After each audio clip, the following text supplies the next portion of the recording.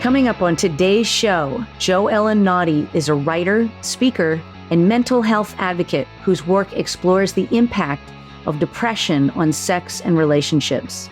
She is the author of The Monster Under the Bed, Sex, Depression, and the Conversations We Aren't Having, which was released in 2020, and In It Together, Navigating Depression with Partners, Friends, and Family, released in 2023, both by Thornapple Press. Welcome to Loving Without Boundaries, where we hear inspiring stories, share actionable advice, and talk about the challenges and the joys of ethical non-monogamy and polyamory. I'm your host, Kitty Shambliss. Coming up after the break, my conversation with JoEllen Notte. Are you bored with dick pics? Do random hookups and empty chats kill your vibe? Tired of being catfished or wasting time with messages from faceless profiles? Then you need to get Monogamish, a new dating app designed for singles and couples of all genders and sexualities looking for dates, mates, and everything in between. Access exclusive matchmaking events, workshops with dating and sexuality gurus, and exclusive offers so hot you'll just have to see for yourself. Download Monogamish for free from Google Play or the Apple App Store. Monogamish. Explore fluid relationships. Welcome back to Loving Without Boundaries, where I am very excited to be here again with JoEllen Notte, who is a repeat guest here on our podcast. And I'm just really honored and love getting to know you, JoEllen, through our years that we've known each other now. We were just discussing before we started recording that I originally became aware of your work at the 2015 Woodhull Sexual Freedom Summit, which by sheer coincidence happens to be right down the street from my house. And that was the first year I had ever attended it. And your session that day was just blew the roof off of my brain. And I just was very impressed with you, with the panel discussion. And I've enjoyed to continue to get to know you over the years and get to know your work. So just really honored to have you here. So welcome. Thank you. Thank you so much for having me back. And I'm excited to be here too. And I don't know if you know, that was also not only my first Woodhull, but that was the first time I spoke at a conference. Wow. I had been trying to get people to let me speak for a couple of years. And conferences kept telling me that no one wanted to talk about the sex and depression thing, or you're not really qualified to do that session because, we should have a therapist talk about it, which I have some bitterness about because the next year they would have totally not a therapist talk about it, but that's okay, whatever. But Woodhull was the first place that let me get up and talk about it. And I always credit them for that because without Woodhull, my books, I don't think would have happened.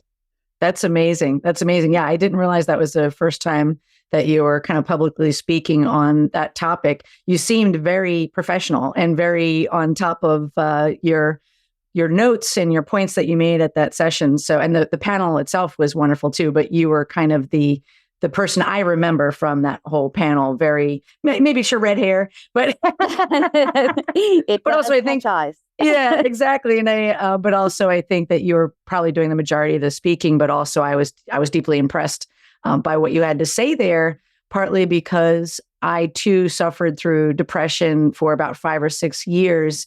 And it definitely did affect my sex life, partly because the depression was partly from first my father dying of cancer. Then my husband and I found out we were infertile, which is very unsexy.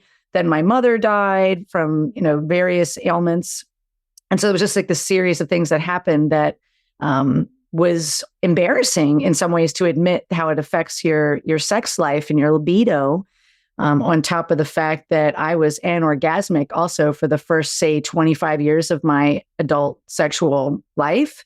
And it wasn't until I went off the pill to attempt to become pregnant, and then I wasn't able to get pregnant, that I realized, oh, wow, no one ever told me that the pill suppresses your libido. When I started it, when I was about maybe 19 or 20 years old, and there was a part of me that was very deeply angry about that. Why didn't anyone ever tell me that? And one person told me at one point that depression can be anger turned inwards. And so that was, it's something, I may have even heard that from you. Who knows? But whenever I heard that, I was like, that makes a lot of sense, because I was very deeply angry about that. And so, so your talk that year was really impactful. Do you remember, just before we go on, do you remember what the name of that panel was that year at 2015 at Woodhull? So I believe that panel was called, the main title was the same as my book, The Monster Under the Bed. And I think our subtitle was like starting the sex and depression conversation. Mm-hmm. And because I think the next year we called it like continuing the sex and depression conversation. Mm-hmm. And that was, I think that was the year I spoke with Stephen Biggs and Krista Ann, who had done, she had done something called Orgasm Quest, because her medications had made her anorgasmic. And that was a thing that people weren't really talking about. And so it kind of all came together in that 1 year to create this opportunity to get up and talk about sex and depression and antidepressants and all this stuff that I feel like even 2-3 years earlier would not have been a topic at a conference like that, because everybody was all like, we talk about sex and sex is sexy and fun, and these are not sexy and fun ways to come at sex. Mm-hmm. So it was an exciting moment in kind of sex talk in history. Yeah. And I feel so deeply blessed that I don't really believe in coincidences, right? I think there was maybe some divine timing there. So I feel deeply blessed that I got to be there for that conversation, because it was a scary and important topic for me. And I was so kind of relieved that people were speaking about it openly, because to me, it really was, to your point, the monster under the bed. And in my daily life, I had friends who didn't want to talk about sex. They definitely didn't want to talk about infertility. And they kind of frankly wanted me to shut up. And I felt like I had no one to talk to. And I did eventually seek out therapy. And the best thing I got out of therapy was somebody just deeply acknowledging the losses and acknowledging that it was normal to have that kind of situational depression that I was experiencing, because I had just so many losses, one after the other, on top of the fact that not many people understand what it's like to move through and navigate through infertility. And there's kind of and we don't have to go down the rabbit hole of that, but there was just a misconception of, well, just adopt, just, what's the big deal? But they don't understand the sorrow of not being able to maybe have your own biological child, on top of the fact that with adoption, you could be adopting a child who maybe has been traumatized, and that requires a special skill set. And I just wasn't sure. My husband and I ultimately decided not to adopt because it just didn't feel quite right to us. We experimented with going to an adoption agency in Russia when you could still do that sort of a thing, and really gave it a lot of thought, but it's not for everybody. And some of it was, I'm not trained as a therapist. And if we did get children that had some emotional trauma, I didn't know if I was going to be able to navigate that, so I think it is kind of related in some ways to this topic of depression. But anyway, I just want to say again that I was so glad to be there. And so I'm so grateful for you for doing that panel and then receiving all of the praise and the encouragement, so that you then went on to write your 2 books. So for our listeners, those 2 books are The Monster Under the Bed, Sex, Depression, and the Conversations We Aren't Having, which I believe came out through Thorn Tree Press in 2020. Yes, March of 2020, because I have amazing timing. That's funny. How interesting. And then the other book more recently, In It Together, Navigating Depression with Partners, Friends, and Family, also via Thornapple Press, 2023 as well. So, and that again, deeply resonates with me, that the title of that book, because I found it very challenging to talk to family and friends. And the message I was getting was, please stop talking about this. We don't want to hear it, which was very isolating. So before we dive into that, I'd love it if maybe you would just share a little bit about yourself in a way that feels good to you, just to get us started in just like a couple minutes as an introduction. Sure. So, okay. So I always joke that the best way to describe me is a sex writer with a theater degree, because that's my background. I came from, I was a theater kid who eventually stumbled through a bunch of careers and arrived at being a sex writer. But a big part of my journey that was kind of always there in the background, some level, was depression. I was, a doctor tried to diagnose me when I was 20, and myself and my family did not want to hear that. So we kind of ignored that until I was about 25, and another doctor diagnosed me, and that seemed right at that point, because I remember saying, okay, so I was born in 1979, which means I was 22 and had just graduated college and started my first grown-up New York City theater job when the 9/11 happened. So my complete inability to come back from that, to function, was kind of what tipped me off to the fact that something was not right here. Mm-hmm. And so then I spent years, I actually lost a chunk of my 20s to just emotionally not really functioning great. And I kind of bounced back in my early 30s. Now I had a chunk of good years, and I had a job where they told me, you know what, you're not going to, I said something about being worried about getting depressed again. They said, you're not going to get depressed again because you only had depression because you said you had depression. If you don't acknowledge it, you won't have it. And I fell for that. Don't fall for that, people. And what happened was, a couple of years later, my dad died. And then I said, nope, not going to do it. Not going to go down the depression rabbit hole. And I powered through. And I did a lot of things that looked different than what I thought depression looked like. For me, depression usually looks like lethargy and weight gain and not being productive. So I was super productive, and I lost weight, and I, dated everybody, and I, was super busy all the time. And I thought I won. And over the last, and then I moved across, I started a business. I started my website. I became the redhead bedhead. I became a sex writer. I moved across the country. Mm-hmm. And then over the next decade, my mind kind of fell apart. The depression got worse and worse. It came with anxiety. That got worse and worse. By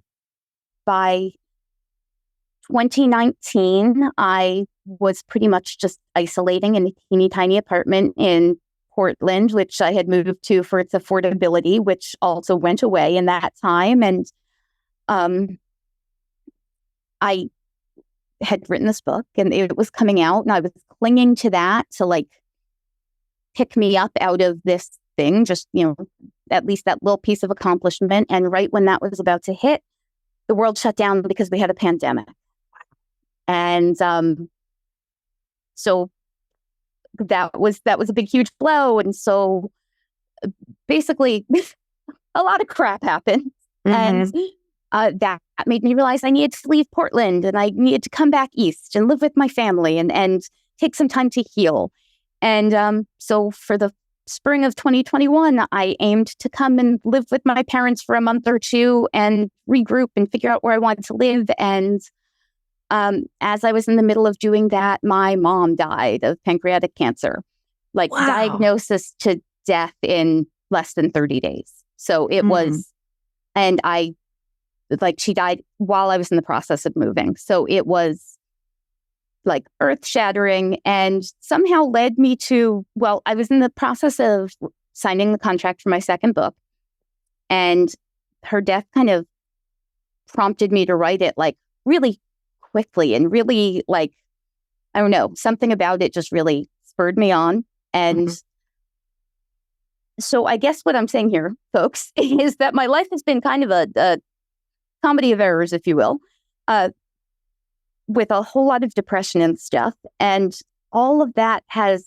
kind of shaped this desire to help other people figure out how to better talk to each other and talk to ourselves even about what's going on and the things that are hard and the things that hurt. Because all through that journey I had, I felt like I couldn't. I felt like I couldn't reach out to people. I felt like people would be disappointed if they knew that what looked like me being a badass who moved across the country and started her own business was actually failing and wasn't working out. I thought if people knew what was actually going on, they would be disappointed and I would have failed. And the years I've lost to that type of thing, it's devastating to me. And I don't want other people to lose those years. The years I thought I was a bad sex writer because I didn't want to have sex because of depression. And I couldn't talk about that. Oh my goodness. Well, now there's a whole book that exists because I realized a whole lot of us were feeling that way, but we felt like we weren't supposed to talk about that. And so, yeah, basically, there was a lot of stuff I felt like I wasn't allowed to talk about. And through kind of whispered conversations and DMs people sent me, and, through the like sex writer grapevine, I found out other people felt that way too. So I kind of made my mission like, if I'm going to be this uncomfortable, I may as well use it to help other people be less uncomfortable. Mm-hmm. I feel like that was a lot more than you asked for. No, that was great. Well, and I think that we've done some previous podcasts and Facebook Lives, and I think what you shared there is maybe the first time you said it that way. And so I think what you shared is going to help a lot of people. And so I also want to just applaud your courage and your vulnerability. I really believe what Brené Brown says, that vulnerability is a strength, not a weakness. It also does take some bravery to say what's really going on. And part of the reason I even created first my blog, Loving Without Boundaries, but then also this podcast of the same name, is to have the conversations. For me, it was partly from a place of happiness and joy, to talk about polyamory and sex positivity. At the same time, though, I have struggled with depression in a different way than you have, but it's still depression. Yeah. And so I think part of the reason I started the podcast was like you, to have those conversations, like you said, that we're not having from both angles, from the joyful part of it, but also the sad part that, because those are human emotions. It's completely normal to have that full breadth of emotion. And I think it can be very toxic to pretend like we have to be all joyful and positive all the time, Yeah, I always say that I got into sex writing because I thought it was going to be like the new leaf in my life. This is going to be my badass, cool, sexy era. Mm-hmm. But that wasn't what the world needed from me. There's a lot of people out there doing that and doing it really well. I have a whole list. Like, check it out, folks. There's great people.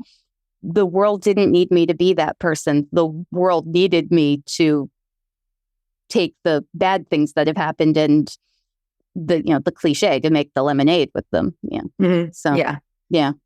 Amazing. Well, I deeply honor the work that you do. And I resonate a lot with what you said, that I try to explain to people, particularly my two partners. I live with my husband and my partner, Rob. And I explain to them that because I've navigated through depression, and for me, I had a very kind of like generally joyful and happy life up until my father got diagnosed with cancer. And I watched him deteriorate over the 6 months. And it was just like, he's getting better, he's getting worse, he's getting better, he's getting worse. So it was like this horrible roller coaster. And so by the time he passed away, I was, I believe, 38 years old and newly married within the year there. And I was so devastated, and I felt completely ill prepared to navigate that grief. And ever since then, I didn't understand what depression was. So in case this helps anybody who's listening, I realized something was wrong when we have a hot tub here at my house. We live at this beautiful home in Northern Virginia, outside of Washington, D.C., gorgeous backyard where there's deer and chipmunks. And it was a beautiful day. I'm sitting in the hot tub and I was just bawling my eyes out. And I just realized, it hit me like a ton of bricks. I'm like, this isn't normal. Like, this isn't, something's wrong. And that's when I realized that I needed to reach out and seek therapy and start admitting that maybe I had depression. And that's when I got lately diagnosed as having kind of situational depression instead of clinical depression. Yeah. That lasted on and off for about 5 or 6 years. And, but it was very painful. And the point of what I'm actually trying to say is that I've tried to explain to my partners and anyone who is willing to have the conversation, because not many people are, that I have a fear. I have a fear of depression. I have a fear of tripping back down to that hole. So we actually just had an incident, no joke, 48 hours ago where, and I don't need to tell the whole story, but we had a deer with big antlers who was in our backyard and apparently got injured by probably a car. And he had to ultimately be put down. And that happened in a different way that I don't want to tell the story because this is about you, not me. That happened around that time that I was depressed, where I hit a deer and they had to put the deer down, and it deeply traumatized me. So I just wouldn't go outside when this happened 48 hours ago because I was like, I don't want to be traumatized. Yeah. I'm scared of falling down the rabbit hole. I'm sending lots of love to the deer, and I'm sorry, that this happened. And I don't want to see it because I'm afraid of, I literally have a fear of depression. And it doesn't mean that I would not have the resources or people to talk to like yourself. Because there's way more resources I think I have now than I did when I struggled through it. And you're part of the reason for that. So thank you for all the work that you've done. But I think it's an important distinction and realization that what you and I are describing, like that fear of falling down that hole, is real. It's real. Yeah. I live with my stepdad. Like I mentioned, my mom passed away, and kind of all bets were off after that happened. Like we looked at each other and we were like, well, neither of us should live alone right now. And now 2.5 years later, we're still living in the same house, and it's fine and it works. And we all love my dog so much. And I just think, that's how it is. But he teases me because my dog is 14 years old. And my fear of falling into the depression is such that I try to brace myself for things, and I try to prepare myself. And so a lot of my life with my dog right now is about giving him the best life he can have and being honest about the fact that I don't know how much longer that life is going to be. And so my stepdad says to me, why would you even think about that? Why? And I said, because I don't think emotionally I could take it if it caught me off guard. And so my brain tells me the best way to be safe from that is to live with a little bit of the sadness all the time. It's like a vaccine, right? If I take a little bit of the sadness all the time, the sadness won't kill me when it hits in the big form. And I don't know if that's accurate, but it's what we're trying this time around. So we'll see. But I do think I think a lot of people, depression's such a big bad, right? People are afraid of it.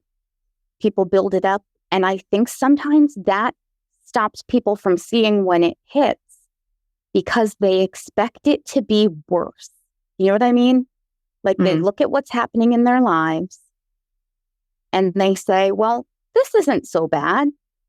I'm just hanging out at home a lot. I'm just not talking to people. I'm not crying all the time. I don't want to kill myself. I don't have depression. And it's insidious in that way because it creeps in and you expect, you start thinking to yourself, no, this depression would be worse. I'd be more miserable.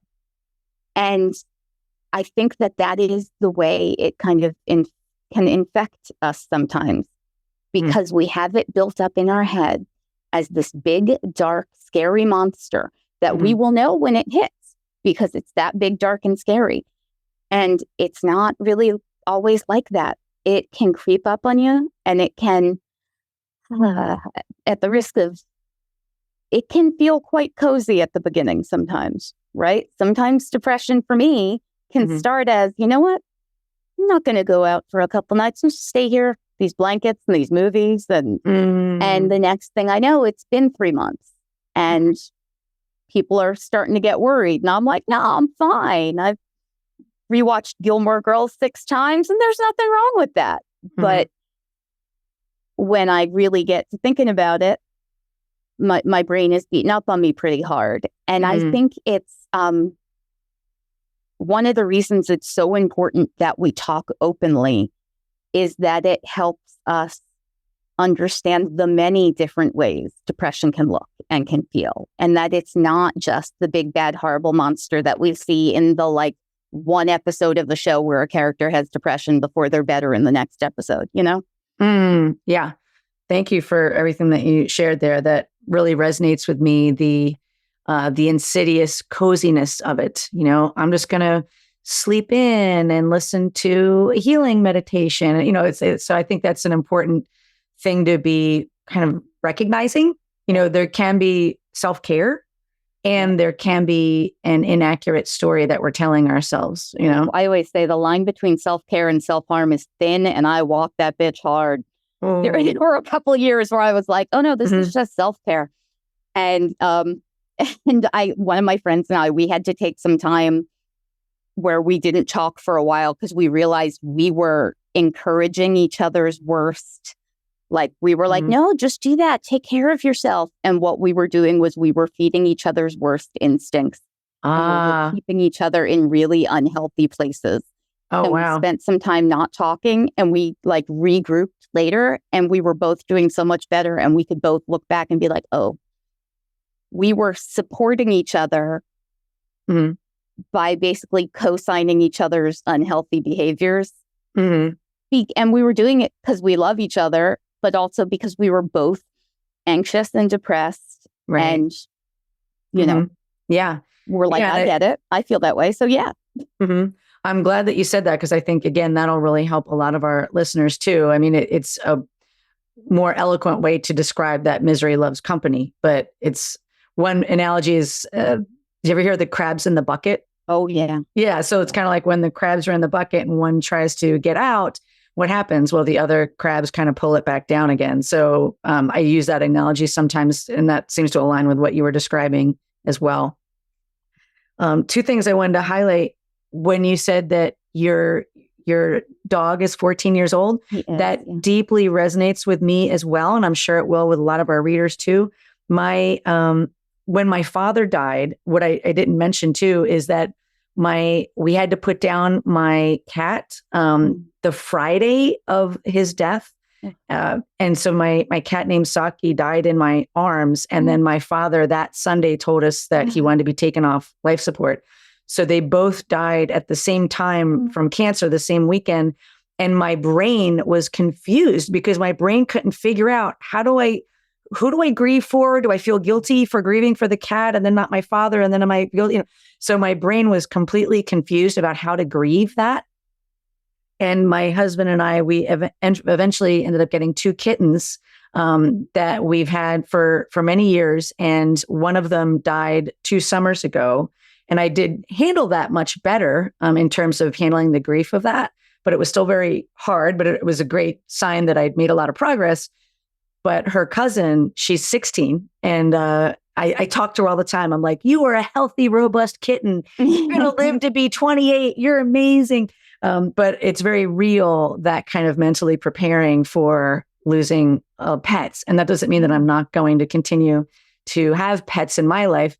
But for example, my mother-in-law does not want to have a pet because she doesn't want to like deal with that. You know, whether she leaves the pet first or the pet leaves her through death. So I just wanted to share that I think that that's very real. Yeah.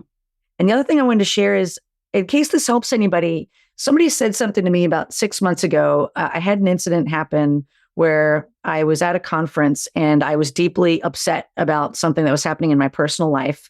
And I could feel myself getting pulled down that rabbit hole of depression while I was in a room with 150 people where everyone was like happy and excited to be at this conference. And I was just sitting there crying and I was dealing with my emotions, and I was accepting my emotions. And somebody who is somebody I respect and is a good coach said, when we say the words, I am depressed or I have depression, it can feel like we're kind of labeling ourselves and putting this kind of dark cloak on us that can feel so challenging to lift ourselves out of.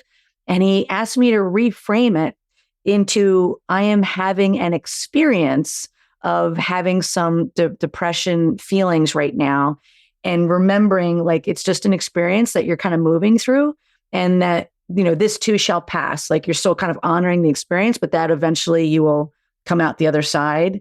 And I thought that was a really important distinction that might help people. And I'm curious if that resonates with you or if you've heard something like that before.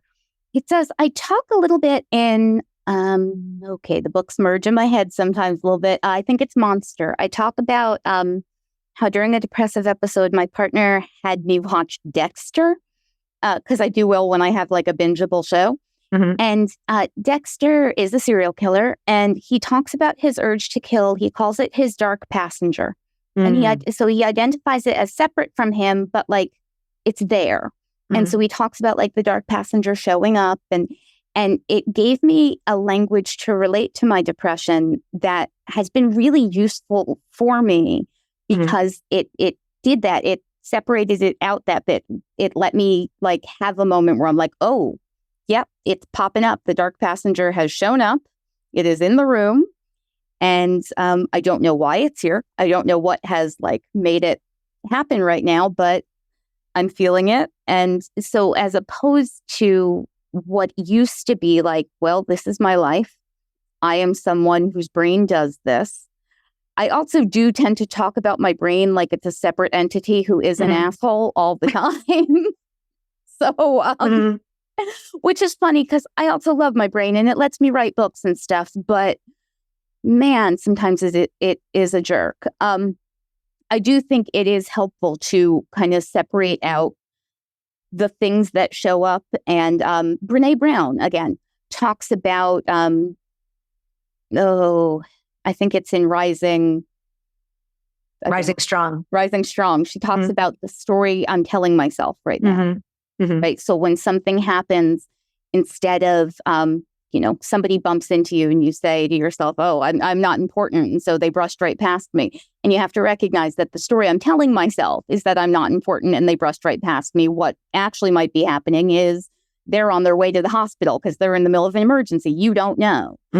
And that piece of language has been helpful for me too, because it's let me recognize that it's not what's actually happening in the world. It's my brain telling me that a thing is happening.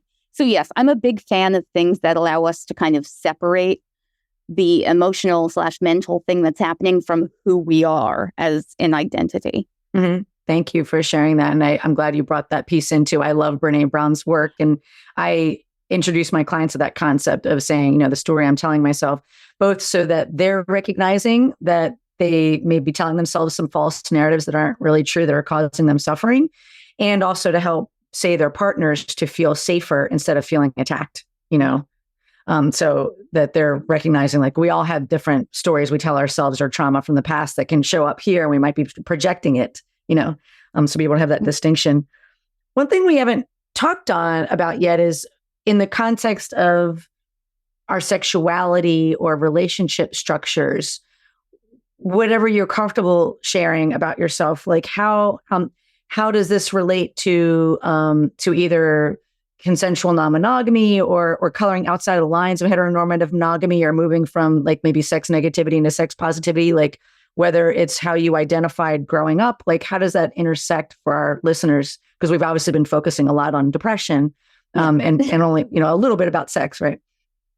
It's true. So weird. I've been struggling so hard with this lately because I am a non-monogamous person. And for a large part of the last decade, I had this great setup going where I had a partner who lived near me.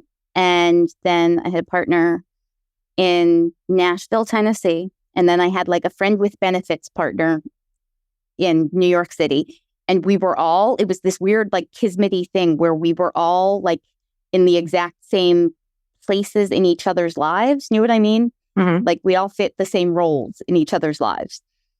And then like the friends with benefits thing kind of turned more platonic and fizzled out. And when I moved across the country, me and my local partner, we kind of said, we live across the country and our lives have just gone, I still love him dearly, but it's just not happening. And I don't want to date right now. And I just my own heterosexuality is frustrating me because men are annoying me in general. And really the only person I can tolerate right now is my partner in Nashville.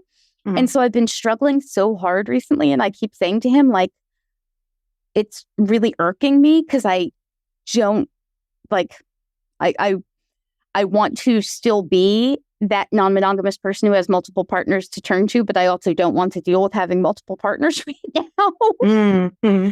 So identity-wise, I'm struggling with it. And I think it's a lot of needing to navigate some of life completely on my own right now.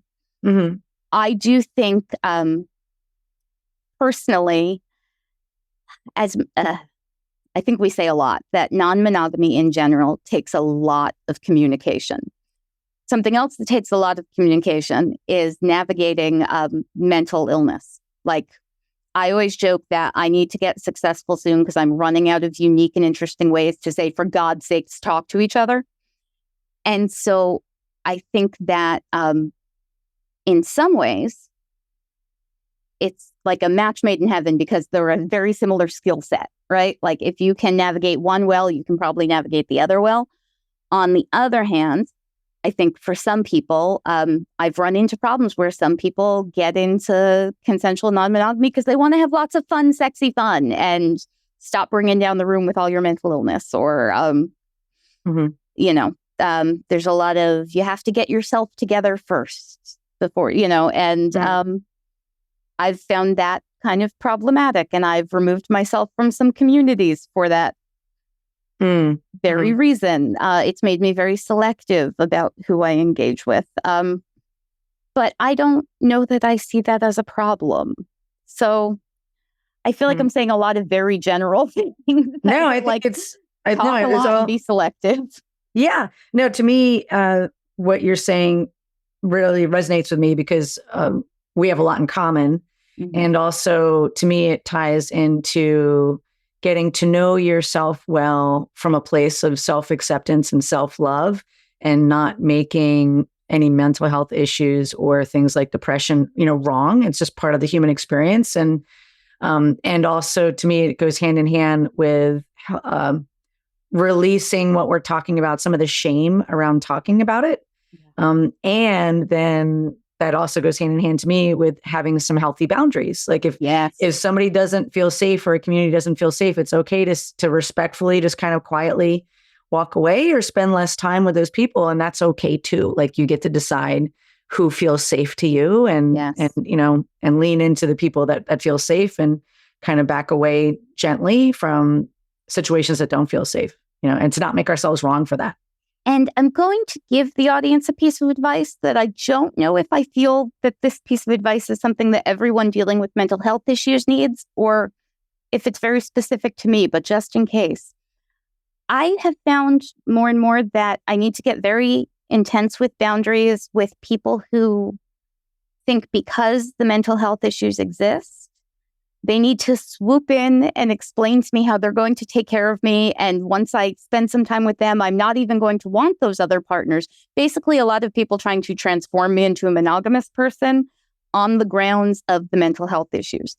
Mm-hmm. Now, I don't know if this is just that I attract a lot of people who think boundaries shouldn't be a thing, or if it's that mental health issues attract people who think boundaries. But be on the lookout, folks, because it's tempting when people make you feel like they are, there to listen and there to support you through your mental health issues. But honestly, in my experience, the minute they crack the joke about you're not even going to want those other partners, show them the door, because it's never just a joke. It's always a couple weeks later you're getting yelled at, and nobody's got time for that. Thank you for that. That's definitely spoken from the school of hard knocks. Oh my God. So many. Many. Yeah, that's interesting. And I have not had that experience yet. So I appreciate you sharing that. And I want to make sure we don't run out of time before we do talk about your work, your books. So, and your blog. So I'd love to maybe ask if you could maybe describe not necessarily the difference between the two books, but maybe who would be best suited for which book, if you can think of it that way. Well, go ahead. It's so for me, it's actually a pretty easy distinction. So they are both about maintaining healthy relationships while coping with depression, right? Monster is the big difference is Monster contains sex, right? So Monster talks about sexual side effects. Monster talks about workarounds if you're coping with the sexual impact of depression, the impact of depression on your sex life. In It Together does not deal with sex at all. Now, because of that, it gets to kind of blow open the support piece a bit more. So, of course, I being the writer of them, I suggest you read both. But if you're starting from a relationship that contains sex, I recommend starting with Monster. And if you feel like you want to know more about that support piece, then check out In It Together. If you're dealing with relationships that don't contain sex, if you're family members, friends, whatever, then In It Together is the place to start because you don't need the sex piece. Mm-hmm. Okay. If you're now, that said, if you are personally worried about your sexual function, yes, then by all means, check out Monster. You don't need to have a relationship to worry about your sexual function. I just realized I excluded a whole group of people there. Okay. Okay. Yeah. Meaning if somebody's maybe either asexual or isn't partnered or things like that. Yeah. So you're not partnered. If you're wondering, where did my orgasm go? If you're wondering, where did my erection go? If it there's a whole bunch of stuff that medications or even depression itself can do to your body that can feel mysterious or weird and we talk about all of it in Monster. Mm-hmm. Okay.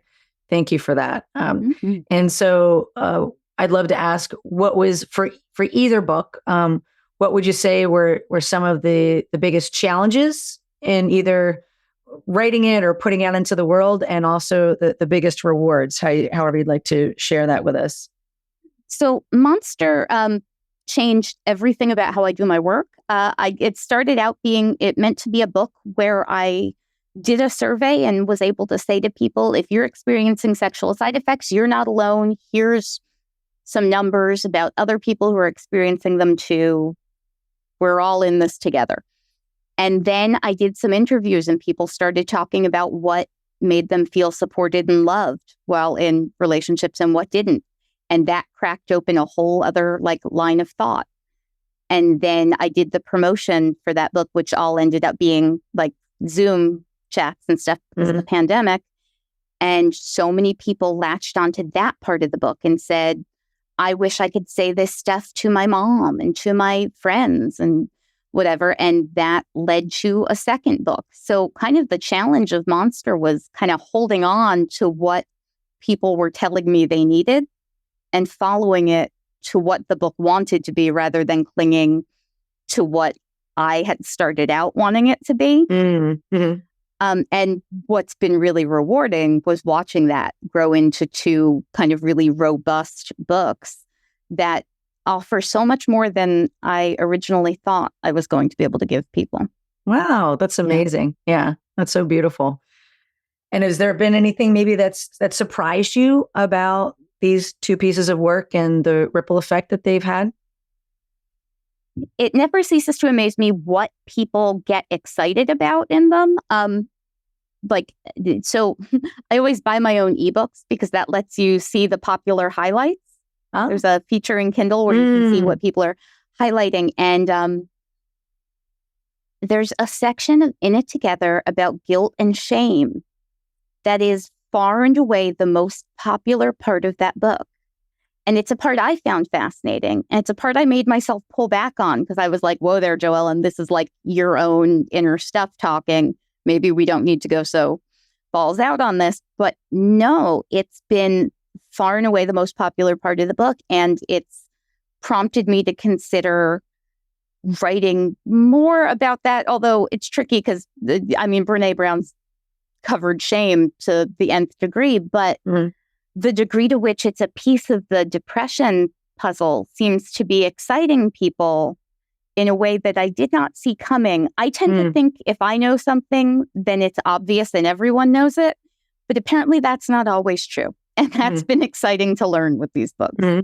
That's excellent. Well, I'm thrilled to particularly pay attention to that section because that is definitely something that comes up with my clients a lot and I touch on quite a bit. And I also do appreciate Brene Brown's work on that, but I'm excited to hear the way that you discuss it and the way you talk about it in the book, especially since it's really resonating with a lot of people. And you being partly the guilt and shame around experiencing depression or around those conversations. Yeah. And about how not only so I talk in Monster about how shame is one of the things that keeps us from talking. And in it together, we get into how, like, yes, it's one of the things that keeps us from talking, but actually, we've talked about this in Monster too, but guilt and shame in like a free-floating, vague way are symptoms of depression that a lot of people aren't warned about. So a lot of us are walking around feeling bad about ourselves in ways that are attached to nothing, and we don't know why. And depression will pick up whatever weird thing you did. You know, you didn't answer the phone when your aunt called, and depression will be like, see, that's why you feel bad. You're an asshole who didn't pick up the phone when your aunt called. And without knowing that that is depression showing up and beating up on you, you just think that, yes, I am the worst. But when you know that that is actually a fairly common symptom, which I didn't realize myself until a doctor asked me about it 2 years ago. Wow. And that's over 20 years into my journey. So it was really eye-opening and took a huge burden off me. Now when it shows up for me, or even like once a month when PMS happens and I suddenly feel super guilty, I'm like, oh, I see what's happening here. This is my brain doing that thing. As opposed to what it used to be, which was once a month I'd be like, right, I'm the worst person ever. Not sure why, just know that I am. So it's much easier now. Yeah. Well, and that's a great distinction too about the guilt and shame being almost a symptom, and as well as that being a result of the mentally beating ourselves up. So that can, be a byproduct, I guess, of it's depression. like it feeds itself. Yeah, like a self-fulfilling prophecy. Yeah.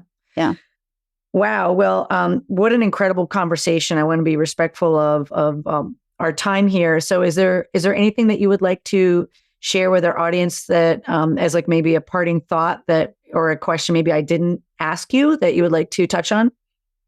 Oh my goodness. Well, actually, so I was just going to say this, and I don't know if it's true. We're because you and I are speaking, and it is mid-November, which makes me think they will hear this in December-ish. We can coordinate a little bit on that. Yeah. I just think my brain is thinking we're heading into a very dark and cold and depression-filled time of the year, and it just makes me. I always this time of year want to tell people to be kind to yourself. Make sure you're getting enough sleep. Make sure you're getting enough water. Make sure you're talking to people, and make sure you're showering. I know these sound like really basic things, but it's the checklist I make myself go through in the winter because it just keeps you from sinking too far down the rabbit hole without noticing it. And winter, it's weird. My seasonal depression tends to kick up in the summer, but winter can be a really tricky time because it's so dark all the time, and it's we tend to be less social. We tend to be less out of the house. So it's kind of more on us to keep an eye on ourselves. So keep an eye on yourselves, folks. Yeah. Thank you for that from a place of caring and empathy, which I deeply appreciate. Well, JoEllen, it has just been an incredible conversation with you. Thank you for all of the work, because I know how hard it is to put books out into the world that you have done and you continue to do. And know that I'm always here if you want to reach out. You're also welcome to come back on the podcast as a repeat guest.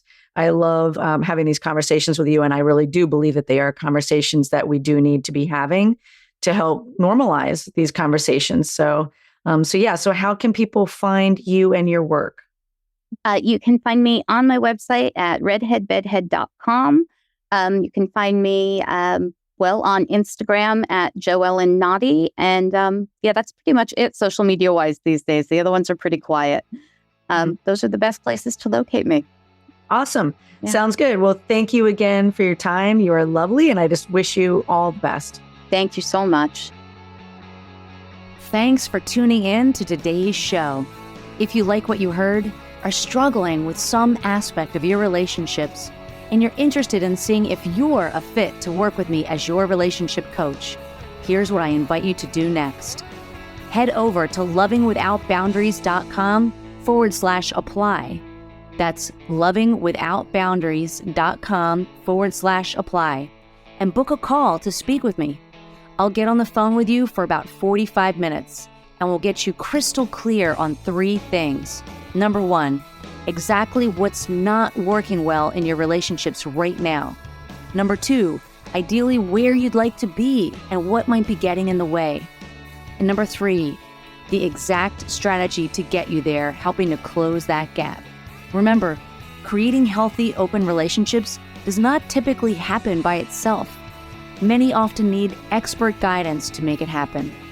We've helped clients all over the world to feel safe, happy, and secure in open relationships while not losing their mind or their cherished partners. To see if we can help you do the same, head over to lovingwithoutboundaries.com/apply. I'm Kitty Chambliss, and let's talk soon.